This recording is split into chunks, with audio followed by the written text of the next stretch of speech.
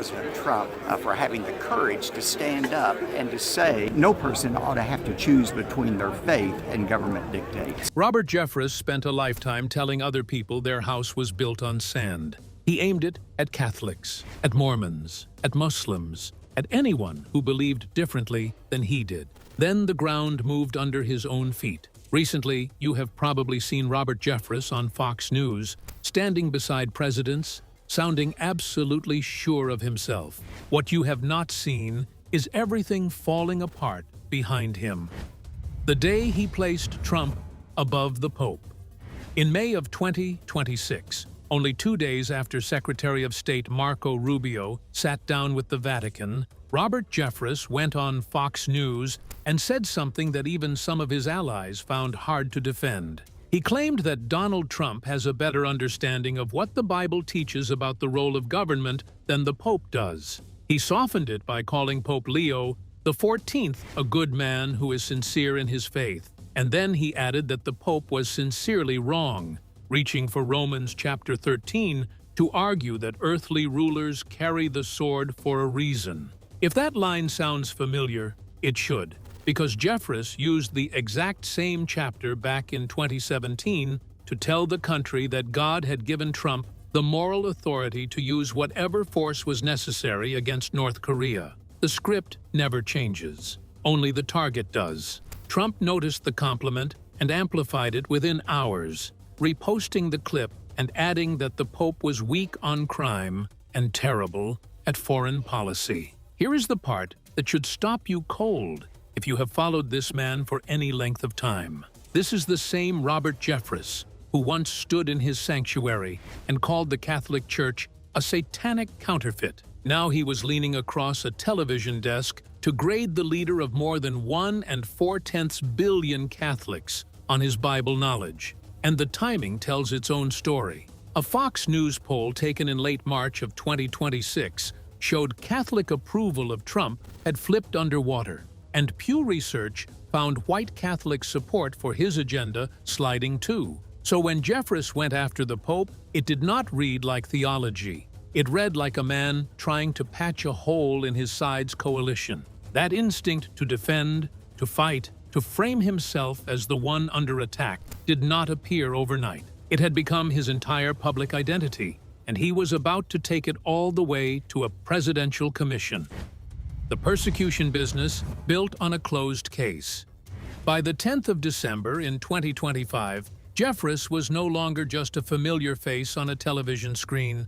He was sitting before Trump's Religious Liberty Commission, a panel stacked with heavy names like Franklin Graham, Ben Carson, and the television personality Dr. Phil. There, with the weight of a federal platform behind him, he delivered the same story he had been telling for years. He claimed his church had been hunted by the government. He argued that the tax code known as the Johnson Amendment was unconstitutional, and he insisted that what a pastor chooses to preach from the pulpit is, in his own words, none of the government's business. The roots of that grievance reach back to 2020, when his church hosted a patriotic service featuring then Vice President Mike Pence, and a watchdog group responded by filing a complaint with the tax authorities. Jeffress says the case dragged on for years and drained hundreds of thousands of dollars from his church before it was quietly closed in his favor. He has since dressed that closure up as a holy victory, telling his supporters that his refusal to back down is the very thing that forced the investigation to finally fall apart. But here is where the whole performance starts to wobble, and the person pointing it out is not some outsider. It is a fellow Baptist. Writing for Baptist News Global, pastor and author Rodney Kennedy called Jeffress a hypocrite right there on the page. Kennedy noted the obvious thing that almost everyone else was too polite to say, that the man stood up and testified about being persecuted while completely ignoring his own long record of persecuting other faiths. Then Kennedy pushed even harder. He reminded readers that a Southern Baptist like Jeffress was raised on the sacred idea of keeping church and state apart. And now, that same Southern Baptist was working to tear that very wall down. The watchdogs were not far behind. The Freedom from Religion Foundation pointed out that his panel had no real connection to the military issues it claimed to be addressing in the first place. Worse, they argued that real religious coercion was actually happening to service members in uniform, even as Jeffress sat there describing a persecution that existed mostly in his own telling. If you have ever watched someone cast themselves as the wounded victim while quietly standing over the very people they hurt, then you already understand the strange thing happening here. A good persecution story always needs a persecutor. And in the story of Robert Jeffress, that role had already been filled for decades by the man himself. For a lifetime of telling everyone else they were wrong. To understand how empty his martyrdom feels to his critics, you have to sit with what this preacher actually said about everyone outside his own pews. He did not whisper these things in private. He shouted them from one of the most famous pulpits in America. He called the Church of Jesus Christ of Latter-day Saints a cult, and he said it out loud at a major conservative gathering in 2011 while introducing a presidential candidate, then refused to take it back even when asked. He preached that Roman Catholicism was a satanic system, a leftover of ancient Babylonian religion, the so-called whore of Babylon, dressed up in robes. He stood before his congregation and claimed that Islam and its prophet promoted pedophilia. He taught plainly that followers of Judaism, Islam, Mormonism, and Hinduism would all end up in hell unless they converted, which is why Mitt Romney once flatly called him a religious bigot. His words about gay people were uglier still. In a sermon he titled around the idea that being gay was not acceptable, he described their lives in language so degrading that he claimed it explained why they were more prone to disease. And when an Episcopal bishop stood in the National Cathedral in January of 2025 and gently asked Trump to show mercy to frightened people, Jeffress publicly accused her of insulting the president and claimed the room was filled with disgust. He even told us who he wanted in charge. Back during the 2016 campaign, he said he wanted the meanest, toughest figure he could find, and admitted that if Trump were a Sunday school teacher in his church, that might be a problem. So he knew. He always knew exactly what he was endorsing. Think about how that lands for a moment. This is a man whose entire ministry was built on standing in judgment of other people's morality, other people's bedrooms, other people's salvation, which makes the next part almost unbearable to read. Because while he was busy policing the souls of strangers, a lawsuit says his own church failed to protect a child. The lawsuit they never preached about.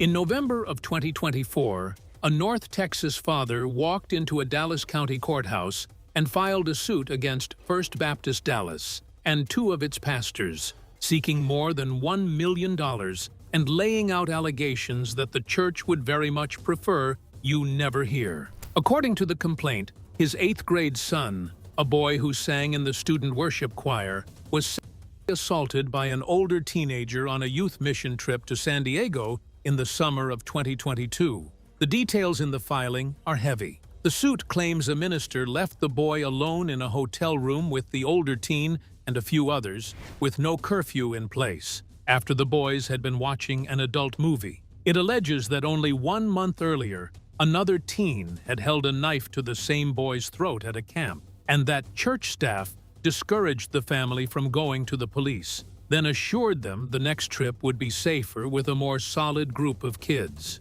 Then comes the accusation that does the most damage to a ministry built on righteousness. The lawsuit claims that when the family raised concerns, a pastor tried to confuse and intimidate the boy, told him what he had done was wrong, and said he needed forgiveness from the church itself. The complaint even alleges the same older teen had harmed another child on an earlier trip, and that leaders had once talked that earlier victim's mother out of reporting it. The family is represented by Boz Chivijian, a former prosecutor, a longtime advocate for abuse survivors, and a grandson of Billy Graham, whose own grandfather was a member of this very church for decades. He said plainly that his client was an 8th-grade boy who was victimized by someone the church should have already recognized as a danger. For its part, First Baptist Dallas categorically denies any wrongdoing, says the matter was reported to law enforcement,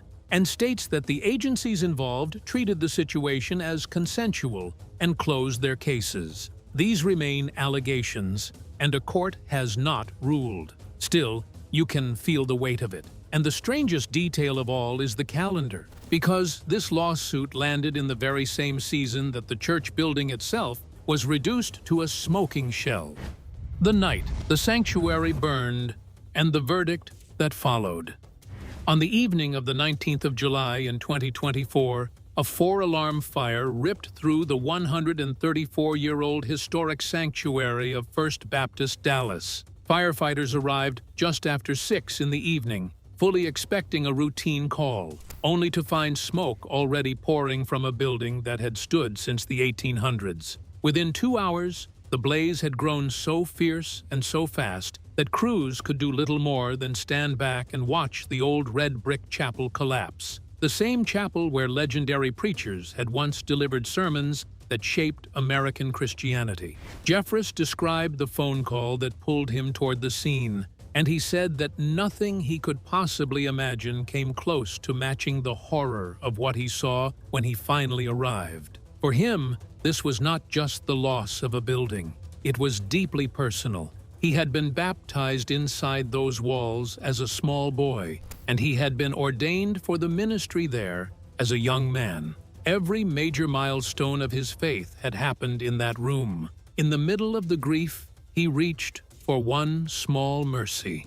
The fire had broken out roughly 2 hours after more than 2,000 children had already left a Bible school event held earlier that day, and he called their safety a miraculous protection from God. When a reporter asked him directly whether anger over his loud and constant support for Trump might have been what sparked the fire, Jeffress said he did not believe his politics had anything to do with it. Investigators eventually agreed, though in the most inconvenient way possible for a man who loves a persecution story. By November, the church confirmed that arson had been ruled out entirely, and the official cause was simply listed as undetermined. There was no villain to point at, no enemy to name, and no persecution to preach from the ashes. There was only a fire that came, did its damage, and left no story behind. What it did leave behind was a staggering bill.